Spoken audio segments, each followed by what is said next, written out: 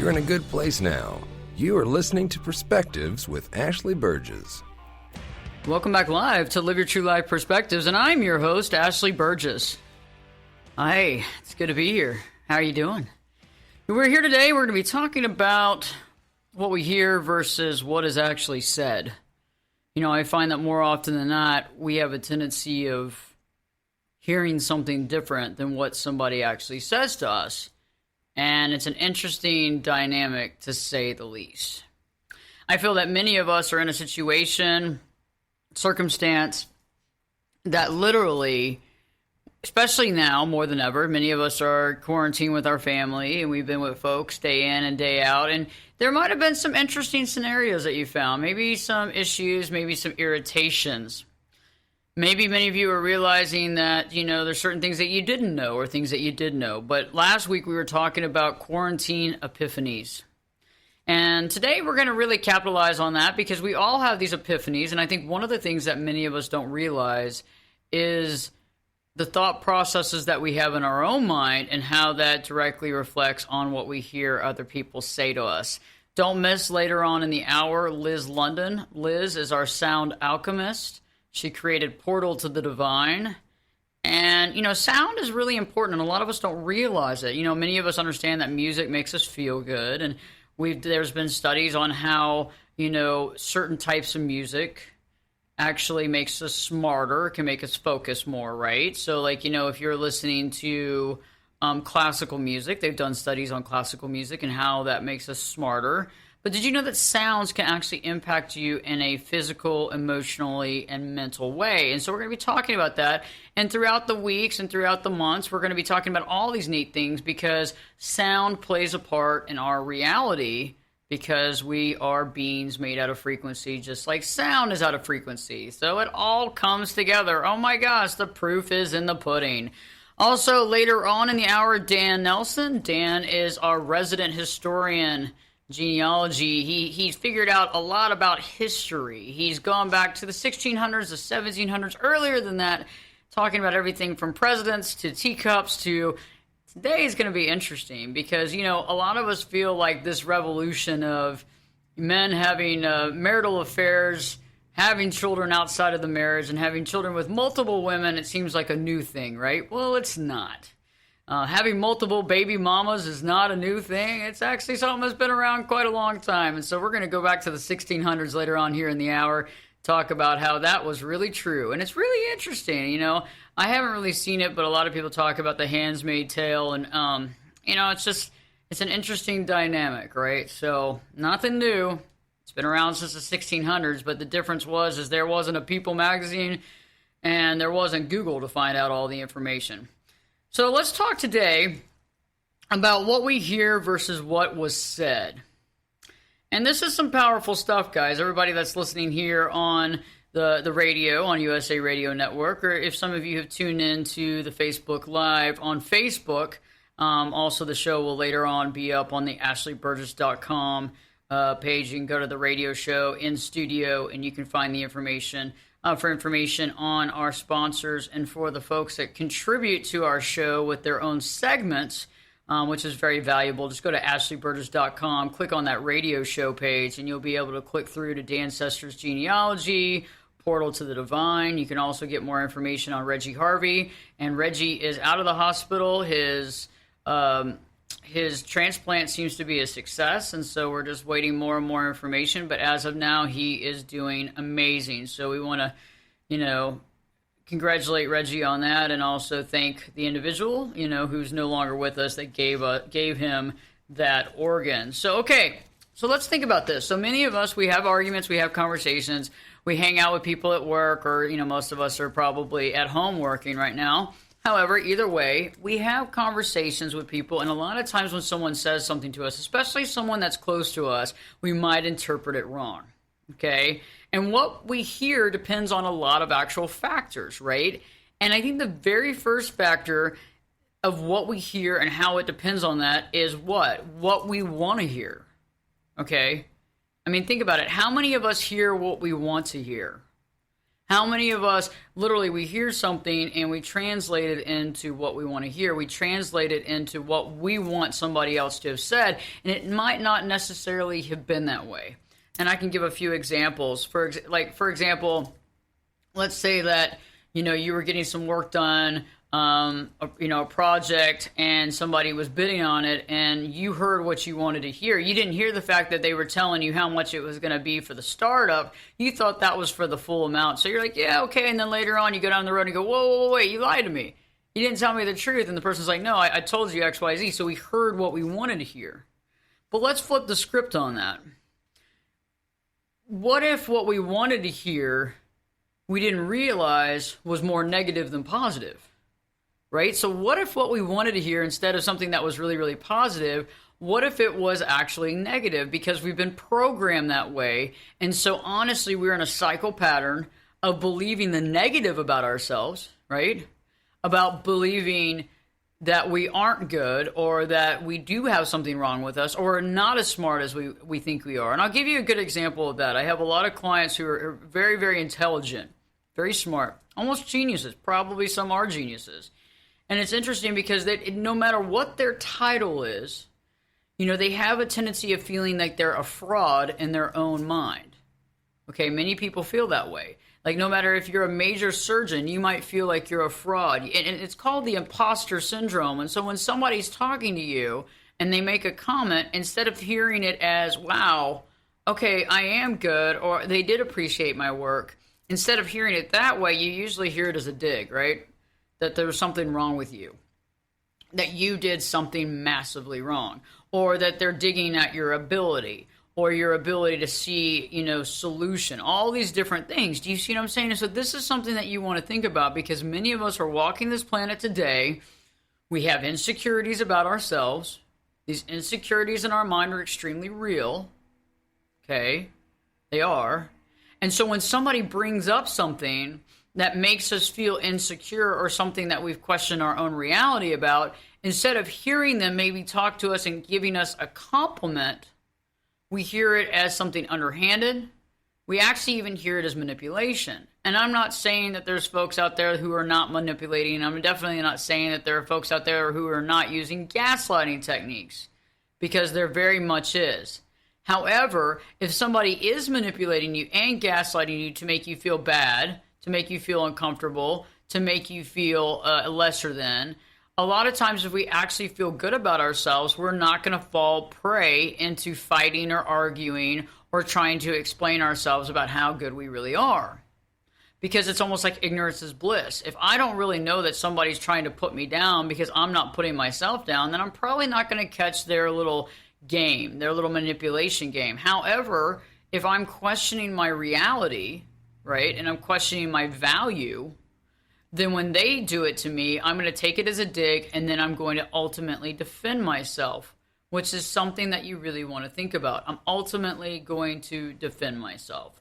And so that's something that I really want you to think about today in this conversation, is because how often, first off, what are your thoughts about yourself personally? And in order to really understand this, we got to get really deep with ourselves and understand that we have some deep-seated self-worth and self-value issues that most of us have, but we overlook that on a daily basis. We sweep it under the rug. It's not something we really want to deal with, because we really don't want to understand what's really in our subconscious mind and our psyche anyway, because it really just scares us to the core, even though what we're going to really find out is not going to be that bad, right? I think that a lot of us think that we're going to find out something horrible, something bad about ourselves. But in reality, is that true? Because I think most of the time, the stuff that we don't deal with is actually more painful than actually checking out things head first and seeing things in the true reality. And so let's talk real quick about manipulation, because I think a lot of times we can be manipulated by other people. There can be little digs and cuts, whether it's done at work or whether it's looked at in the family dynamic. Many of you might be married, been married for a while, and maybe there's some comments made that really kind of get under your skin, and you got to think about it. A good example is, for example, married, you're the mother of children, and you have a babysitter, and your husband makes a comment, wow, the babysitter's going to be a great mom. Now, the babysitter doesn't have any children, I can see her being a great mom. And if you're having questions about the value of you as a mother and how great of a mother you are, you're going to see that as a dig.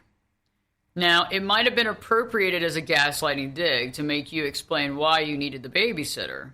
Like, if you were such a great mom, why are you needing someone to babysit your kid for a few hours, right? I think that's the insult behind it, right? But if you really do feel like you're a good mother and you're not questioning your value, do you actually see the dig as the dig? Or do you just say, yeah, she would be a great mom. That's why I hired her as a babysitter. Okay? Note to self, that's the reality. And so there's a lot of things that we're going to be talking about today, a lot of examples I'm going to be giving you. Later on, in just a little while, I'm going to be talking about gaslighting yourself. Because I think most of us are doing that on a day-to-day basis, and we don't even realize we're doing it. We don't even realize that we have this negative broken record that's really insulting us on a moment-to-moment basis, making us question our own validity and reality, making us question our identity, and making us question how valuable we truly are. And I think that many of us were raised in a family dynamic that was mostly okay. I think some of you might have been raised in a more toxic family dynamic, and some of you might have had parents that weren't there. You know, there's different levels of parenting, and there's different levels of neglect. And many folks kind of waffle between many moments in time on that neglect level, depending on what the neglect was. However, I feel that even the smallest of neglect, and even the largest of neglect, tends to get us to question our value, right? We wouldn't be dealing with this situation when you're a child. You look at it and you go, if my mother really loved me, we wouldn't be in this situation. If my father really cared, he would actually show up. Or, you know, parents got divorced and you go on and blame yourself as that you must have been the catalyst for the divorce. You see what I'm saying? So all this stuff's relevant. But as a child, we see everything as black and white thinking, right? So if dad leaves, it's not the fact that dad and mom could not get along and they had a horrible relationship. It was actually something to do with you, right? There must be something wrong with me. I must be a bad kid. If I wasn't a bad kid, then dad wouldn't have left, which has absolutely nothing to do with why dad left. But see, what happens with those black and white thoughts as we grow up is we never got rid of them. And so we actually live with those thoughts, and those thoughts color our reality. And so that value proposition of I'm not valuable because dad left, that value proposition is still around. And so even though you might be 40, 50, or 60 years old, you still feel like there's a problem because if you were actually a good person, dad would have never left in the first place, and that's what's contributed to your reality. So I want you to really think about that. It's different for every single one of us right now. It's all different. Every one of us is living a different record. We're all in a different negative thought process to some degree. And some of us have been working on it for quite some time. But even though I have been working on it for 18 years, okay? And even that long, I have not perfected it. It's not like you ever get cured. But you get better and you get a lot more clarity. And because of the clarity and the more clarity, you can see it happening miles away so that it doesn't affect you like it did back in the day. So I'll be talking more about that and more about gaslighting and how to see if you're personally gaslighting yourself. Also, remember, we got the sound alchemist. We got our historian coming on in just a little bit, so stay tuned. And in the meantime, stick with us. There's a lot of stuff that you can take from this show. A lot of entertainment, maybe a little bit of things to learn, but definitely something to take your mind off the situation right now and to use your time wisely where we are. So stay tuned because Live Your True Life Perspectives with your host, me, Ashley Burgess, will be back. I'll be back this time, 2 shakes.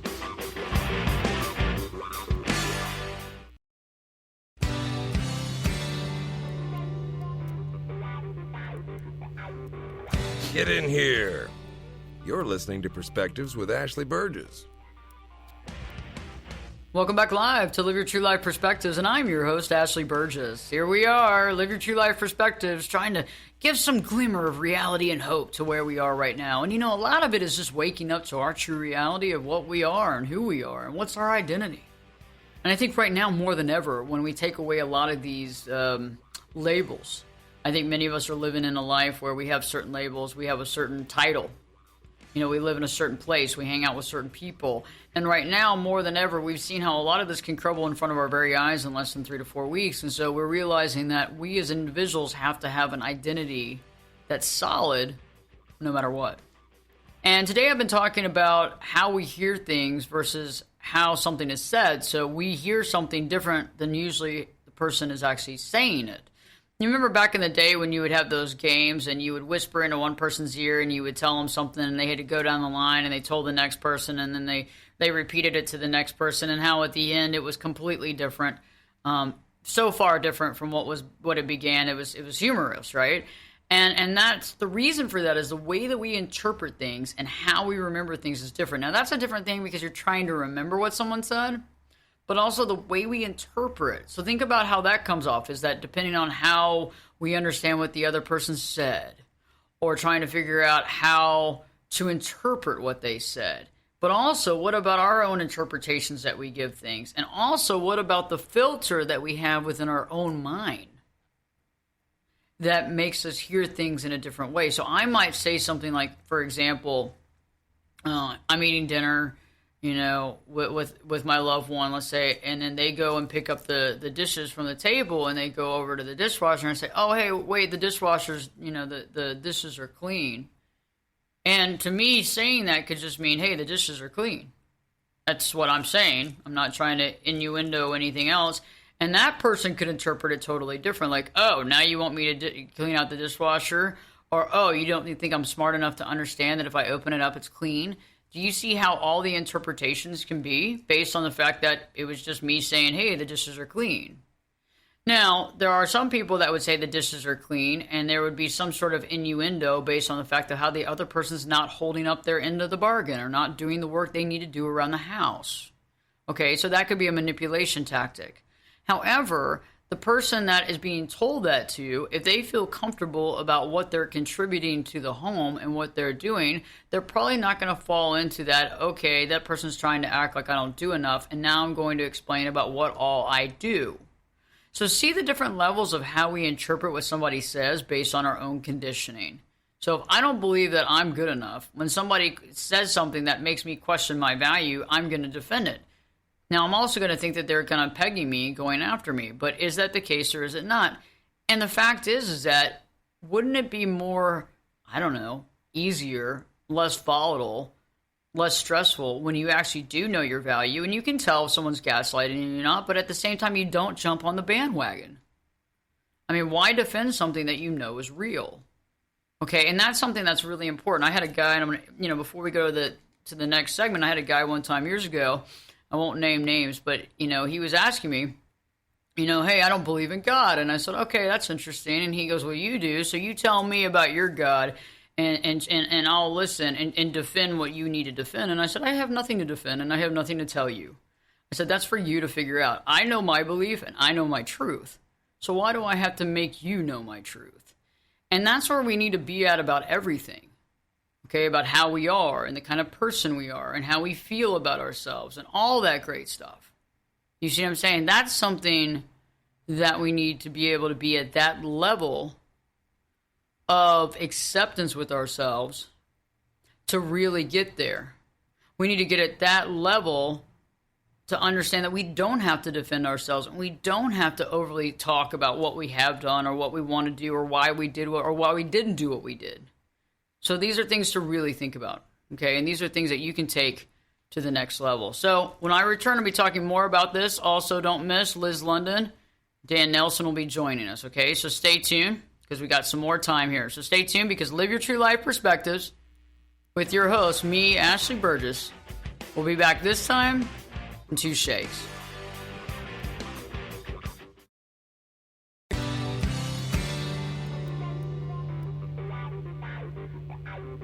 Turn it up and jump in the deep end on Perspectives.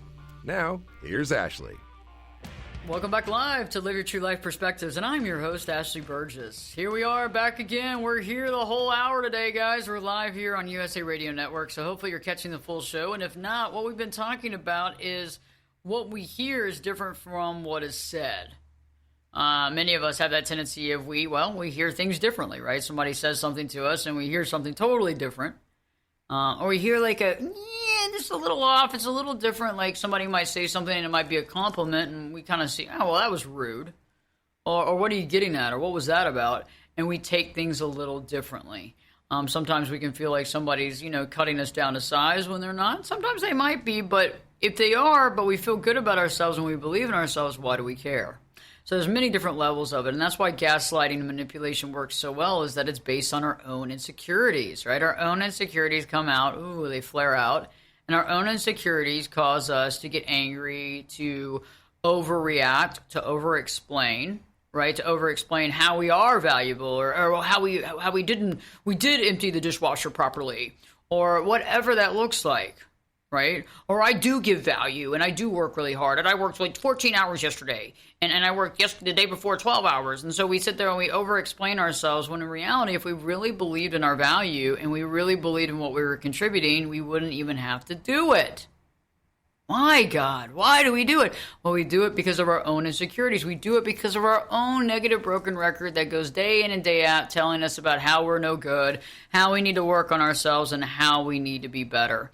One of the things that I've been really interested in, and it's something I've been interested in my whole life, because I've realized the value of sound. Sound is very powerful, and many of us don't realize how important sound is. And, we hear music and we hear stuff, and sometimes music can be very jarring. And sometimes, like classical music, we know that they done studies that it can actually make people focus more, and it can actually make them smarter. But there's also different levels of sound as well that we can actually contribute and make on our own. And there's things that we can do on our own because we are individuals that can create our own sound.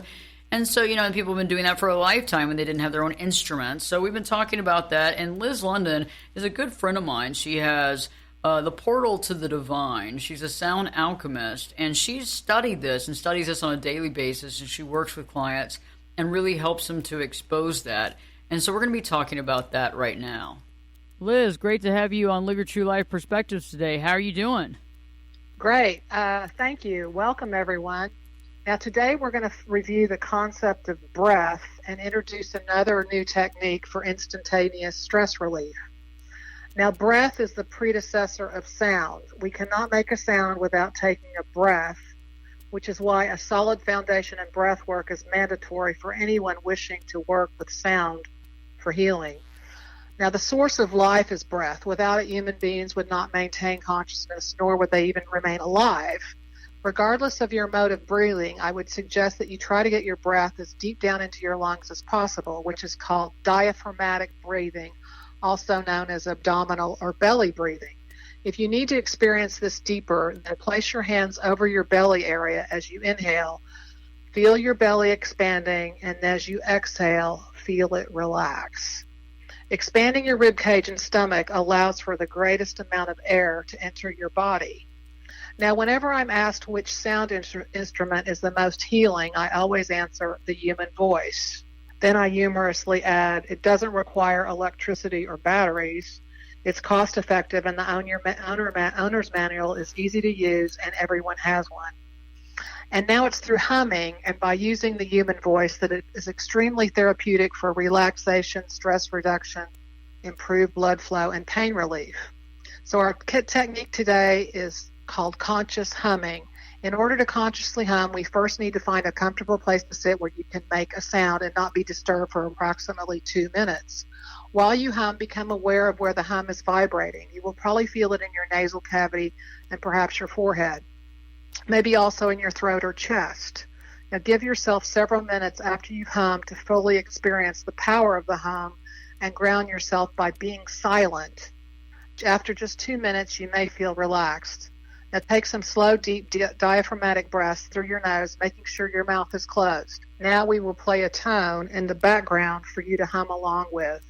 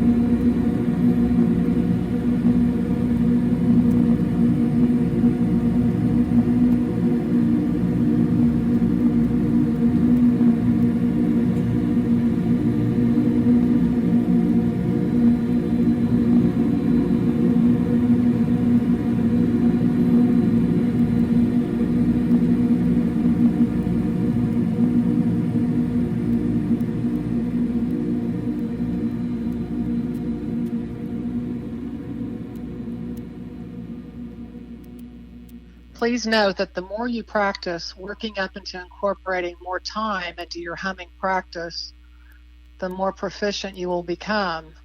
Next week, we will direct the hum into parts of our body using intention for optimal resonance and projecting the hum into different parts of our body. This, of course, incorporates the concept of bringing in your intention. So for next week, be thinking about, is there a region of my body where I might enjoy resonating using humming? Thanks very much for listening, and namaste. I love that information that Liz gives us, because there's small things that we take for granted. We don't even realize we have the power to deal with. And that sound quotient is what's so important. And I think that as we incorporate different things that she's going to offer us throughout, each time that we meet here on the show, and we're also going to be creating some videos and some concepts that you can cover, it will impact your life in such a way that you didn't even realize that there was value to that.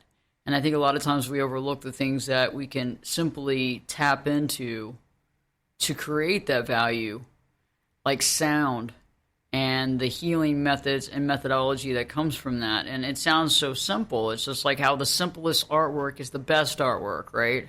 The simplest things make the most money, right? You think about those types of concepts. Well, this is simple, but it's really intricate. And that's where the value is coming from. And so now I want to switch gears here, because history is really relevant, and a lot of times we don't realize how history repeats itself, because quite honestly, we didn't have Google back in the 1600s. We didn't have People Magazine and Us Weekly in the 1600s. You know what I mean? You didn't have your Facebook page in the 1600s. You think about how that would be in the 1600s with your Facebook page. But you know what? The things that happened then and the things that happen now are quite the same. Anything from Handmaid's Tale to your baby's mama, there's a lot of things that we're talking about. So joining us today, Dan Nelson. Dan is our Live Your True Life historian. He creates some amazing works with some amazing families to actually create and actually show their history, puts it in an amazing book and creates that so that for a generation to come, they can see exactly their family and understand who was connected to who. Dan, great to have you on the show today. How are you doing? Doing great. Deciding which face mask matches this shirt best. Well, I'm glad that you have a good selection to go with, because some of us have none, and then all of us have that one that we keep reusing. I don't know if that's right or wrong. Yeah, I guess we're all learning at the same time. Exactly. I'm looking forward to what you're sharing with us today, because things haven't really changed throughout the years, I presume.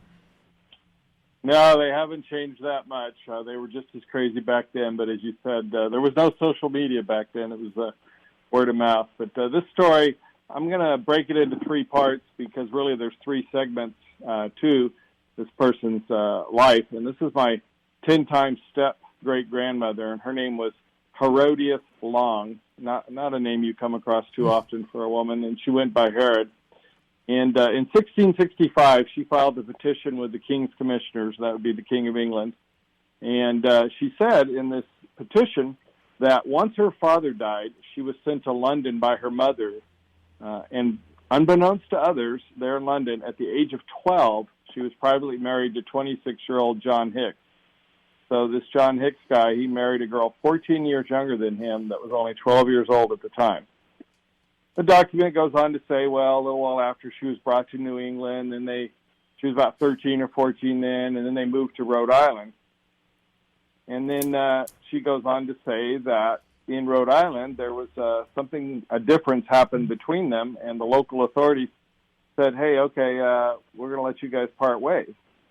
And so she says then John Hicks, he went from Rhode Island to Long Island, which was controlled by the Dutch. So he went from English-held territory to Dutch-held territory. And he took most of her property and left her with their two children.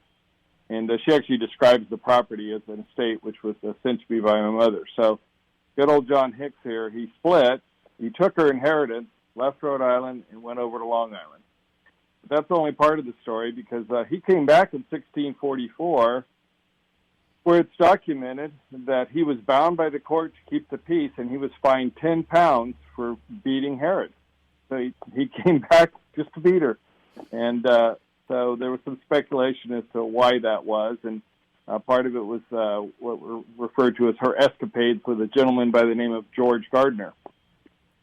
And what Hicks said about Herod's bad conduct was, the knot of affection on her part has been untied long since, and her whoredom has freed my conscience on the other part. So I leave myself to your advice if there may be such a way used for the final parting for us. So he's basically asking for a divorce, basically calling her a whore. So pretty strong words. So that's basically how he justified beating his wife because of those things. So, yeah, he did nothing wrong. He just abandoned her, took her estate, and because she took up with another man, he now sought a divorce. So by 1665, so this is quite a ways later. I mean, it takes a while for these things to proceed along. He was the sheriff in Long Island, and he got a divorce finally from Herod. And she was 35 at this point, and the Dutch records read, having seen and read the request of John Hicks, sheriff on Long Island, in which he remonstrates and presents that his wife Herod Long has ran away from him about 9 years ago with someone else, whom she has been married and had by him 5 or 6 children. His wife, having therefore broken the bond of marriage without him having given any reason thereto, he has to be qualified and given permission to marry again an honorable young girl or a widow. So he's saying she left him, even though he's the one who went from Rhode Island to Long Island, and he wants a divorce now so he can marry another young girl or a widow. Hopefully he was beyond marrying a 12-year-old, but actually he ended up marrying a well-off widow. She died. Her children sued him to get back her property. They won the lawsuit, which is interesting because usually that was not the case. And then he finally married for the last time and his third and final wife. So Herod, in defending herself against Hicks' accusation, she said, look, George Gardner, he was the guy that lived next door. I wasn't accustomed to labor, so I joined up with him, and he took care of me, but we were never properly married. And they had 7 illegitimate children together. And so the next twist we'll talk more about next week is Herod decided to get rid of George. So she said, had of mine he may allow to me in the house upon my land, I may enjoy without molestation, and that he may allow me to bring up my child with maintenance for her, and that he be restrained from troubling me more. So different person moving on this time. So we'll talk more about that next week. I'm interested in hearing more, but it's amazing how he could actually leave her and take her stuff and then come back and find reason to get away with what he did. Yeah, the courts were definitely tended to rule in favor of the male point of view back then. And I think, your show ties into it today. What she was saying and what he was saying were different, so who knows, what was really the truth between the two. You just have 2 sets of court records that you sort of have to interpret who was the good and who was the bad. You're right. You never know exactly. There's somewhere in the gray, right? Somewhere in the gray area. Yeah.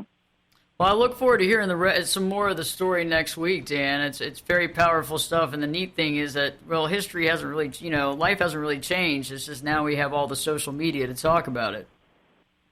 Yep, exactly. And have all the opinions from all the directions and judge it. Exactly. We can all judge it, right, from the comfort of our own home. Well, Dan, I'll see you next week. Have a great one, and I look forward to more tales next week. And stay tuned because Live Your True Life Perspectives will be right back. We'll be talking more about, 3 things you can do to overcome the situation and hear clearly what someone else is saying. So Live Your True Life Perspectives with your host, me, Ashley Burgess, will be back this time. You know it. I'll be back this time. 2 shakes. Listening to Perspectives with Ashley Burgess. Welcome back live to Live Your True Life Perspectives, and I'm your host, Ashley Burgess. Today we're talking about, what you hear versus, what you interpret, what you hear versus what somebody actually said. And, it's interesting because I know that a lot of us have, listened to somebody say something and we go, oh, how dare you? Or I can't believe that you're trying to, say that about me. And they're like, what are you talking about? Now, some of them are gaslighting and they're manipulating you and they're trying to get a rise out of you and they want you to defend yourself. But some people aren't. Some people are really actually taken aback that you are upset about what they said because they never actually appropriated it that way. And a lot of times it's because what? It's because it's what's in our own mind. What's in our own mind colors what we hear. Okay? It does. If I feel good about myself and I feel good about my contribution to society, when someone says something about my show, I'm going to say, hey, thanks. I'm not going to say, oh, well, what are you trying to get at? Are you trying to say what? You see what I'm saying? So it's like we have a tendency of coloring by our shortcomings. Do we feel like we are missing the boat? Do we feel as though we are not good at something, or we're not strong at something, or we're not carrying our weight? All these different variations of things that come about. And those variations directly relate to how we deal with our life and how we hear other people. So 3 things that I want you to take away from this concept today is I want you to begin to catch your negative personal thoughts. And that can be really challenging. This seems very small and easy. Like on the break, I was talking on Facebook Live about cutting your own hair. I would never cut my own hair. Okay? It doesn't seem simple to me. That's why people do it. That's why there's people that do it for a living. It's not easy. It might seem easy to you, but I want to look decent. Okay? So catching your own negative thoughts is actually very difficult. Just seems really easy. Like it's like painting your own car. Bad idea. Seems easy, not easy. So it's like, how do you do it? Well, first off, you got to be aware is that when somebody does say something and you feel a personal attack, you need to start catching yourself and saying, how am I interpreting this? Okay, but better yet, why am I feeling this way? Why do I feel like I have to explain myself? So if you catch yourself explaining yourself all the time to somebody, trying to explain that you are valuable, or that you do this, or you do that, or whatever, why are you over-explaining? And why do you feel the need to over-explain to somebody else about your value? Think about that, because that means that somewhere in the recesses of your subconscious, you don't believe that you're valuable. Maybe somewhere in the recesses of your consciousness, you don't believe you're valuable. Okay, that's the first thing. I want you to catch that negative personal thoughts. And there can be multiple negative personal thoughts. You might feel weak. You might feel insecure. You might feel like you don't have value. And they're going to be specific things, right? I'm not going to specifically talk about each and every one in here because everybody's an individual and not one size fits all. We've known that. When you get something that's one size fits all, you go, rat, doesn't fit, right? That's because one size doesn't fit all. Mm-hmm. And so in this show, we're not trying to go with homogenizing people. We're speaking to each individual as an individual. The second thing is that you want to be aware of understanding what you're insecure about. What am I insecure about? What are my insecurities? You might be a mom and you might be insecure that, well, what if I'm not the best mom? You could be a doctor and you have the imposter syndrome. Maybe I'm not the best doctor. Maybe there are other doctors that are better than me. I don't know. I'm questioning my own reality. Maybe you're working and you're an entrepreneur and you're really doing well, but you've struggled and you go, well, if I was really that smart, I wouldn't have struggled so much. But why do we keep doing this to ourselves? We are the toughest on ourselves, and it's all based on the historical reference of things that we've gone through as a child, and that black and white thinking that we've created based on our own insecurities.